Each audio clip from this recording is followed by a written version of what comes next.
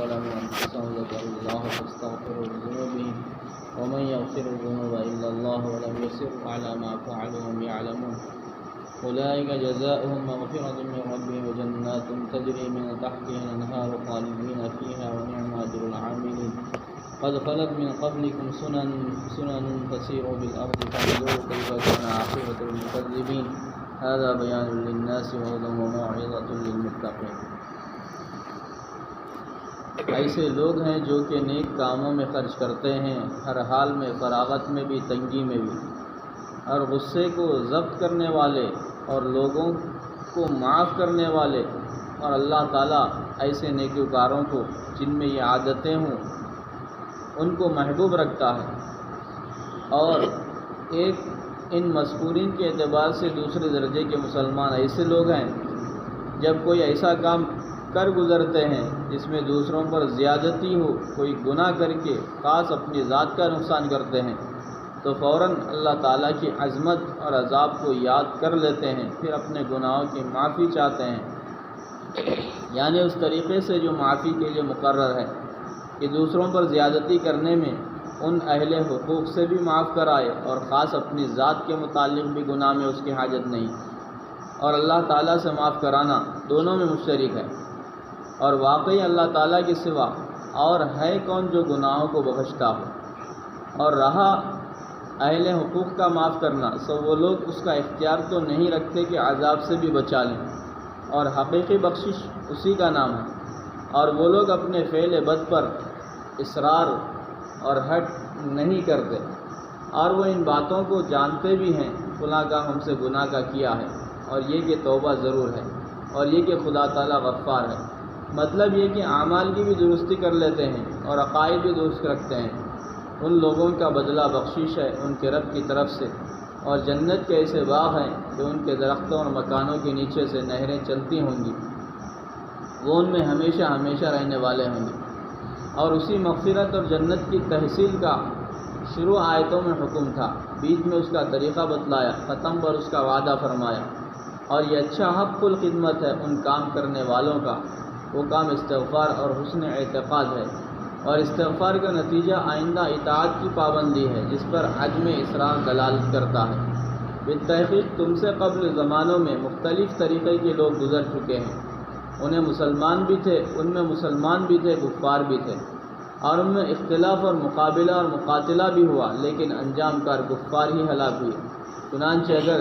تم آثار کا مشاہدہ کرنا چاہو تو روئے زمین پر چلو پھرو، دیکھ لو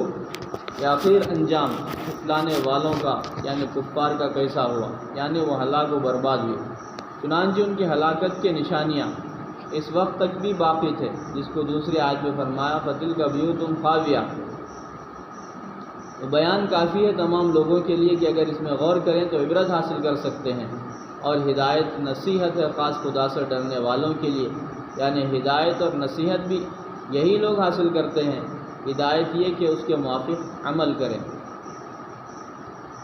ان آیات میں حق تعالیٰ نے مومنین متقین کی خاص صفات اور علامات بتلائی ہیں جن سے بہت سے فوائد متعلق ہیں۔ مثلا یہ کہ قرآن حکیم نے جگہ جگہ نیک بندوں کی صحبت اور ان کی تعلیم سے فائدہ اٹھانے کی تاکید فرمائی ہے۔ کہیں صراط الذین انعمت علیہم فرما کر دین کی سیدھی اور صحیح راہ انہی مقبول بندوں سے سیکھنے کی طرف اشارہ فرمایا، کہیں کونوا مع الصادقین فرما کر ان کی صحبت اور ان کی معیت کے خاص فائدے کی تلقین فرمائی کہ ان کے ساتھ رہ کر فائدہ حاصل کرو۔ اور دنیا میں ہر گروہ کے اندر اچھے برے لوگ ہوا کرتے ہیں، اچھوں کے لباس میں برے بھی ان کی جگہ لے لیتے ہیں، اس لیے ضرورت تھی کہ مقبول بندوں کی خاص علامات اور صفات بتلا کر یہ سمجھا دیا جائے کہ لوگ غلط رہنماؤں، غلط مقتداؤں سے پرہیز کریں اور سچوں کی علامتیں پہچان کر ان کا اتباع کریں۔ مومنین متقین کی صفات اور علامات بیان فرمانے کے بعد ان کی ہمیشہ کی کامیابی اور جنت کے اعلیٰ مقامات بتلا کر نیک بندوں کو خوشخبری اور بری راہوں پر چلنے والوں کے لیے نصیحت اور ترغیب کا راستہ کھولا گیا ہے۔ ان آیت کے آخر میں ھذا بیان للناس وہدی وموعظۃ للمتقین میں اسی کی طرف اشارہ ہے۔ مقبولین کی جو صفات اور علامات یہاں ذکر کی گئی ہیں اس میں ابتدائی آیات میں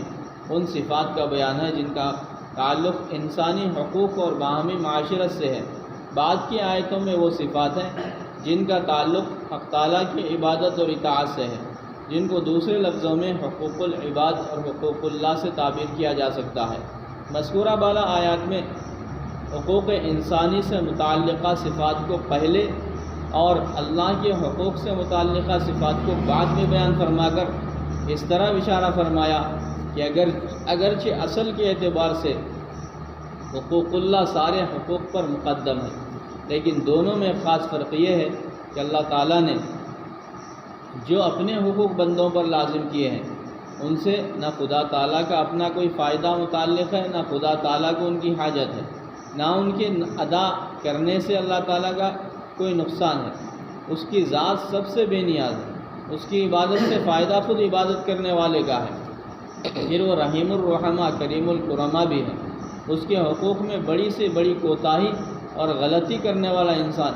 جس وقت بھی اپنے کیے ہوئے پر نادم ہو کر اس کی طرف متوجہ ہو جائے، توبہ کر لے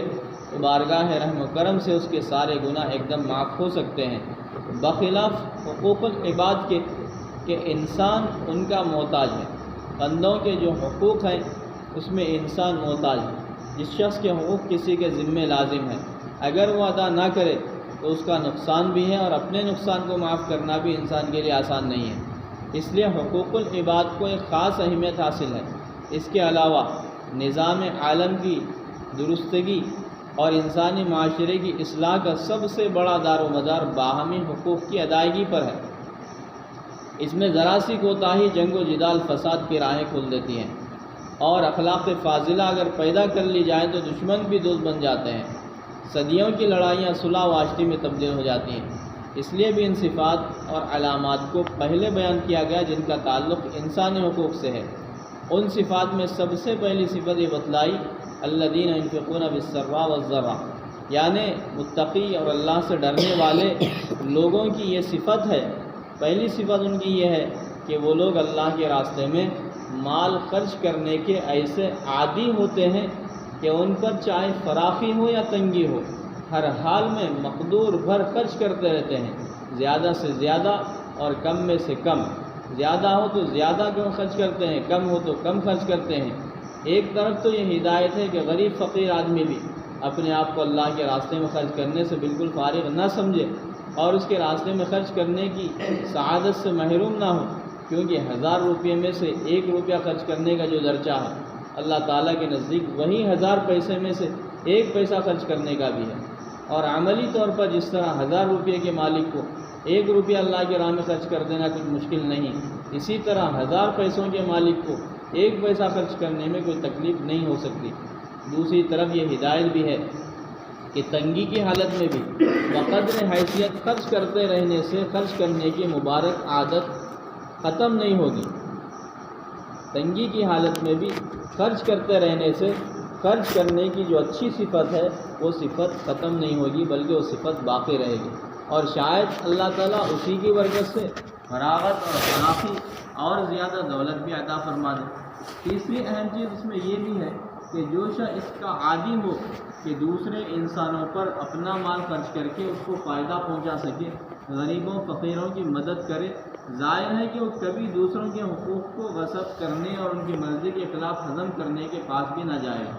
یعنی جو دوسروں پر مال خرچ کرتا ہے، غریبوں کی مدد کرتا ہے، وہ کب اس کے تعلق سے یہ سوچا جا سکتا ہے کہ دوسروں کے حقوق کو ہڑپ کرے گا؟ تو اس لیے اس پہلی صفت کا حاصل یہ ہوا کہ متقی مومنین اور اللہ تعالیٰ کے مقبول بندے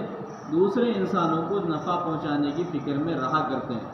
خواہ ان پر فراخی ہو یا تنگی ہو، یعنی پیسے پاس ہوں یا نہ ہوں، پاس ہو تو بھی خرچ کرتے ہیں، کم ہو تو بھی خرچ کرتے ہیں، زیادہ ہو تو زیادہ خرچ کرتے ہیں۔ حضرت عائشہ رضی اللہ عنہ نے ایک وقت صرف ایک انگور کا دانہ خیرات میں دیا، کیونکہ اس وقت ان کے پاس اس کے سوا کچھ نہ تھا۔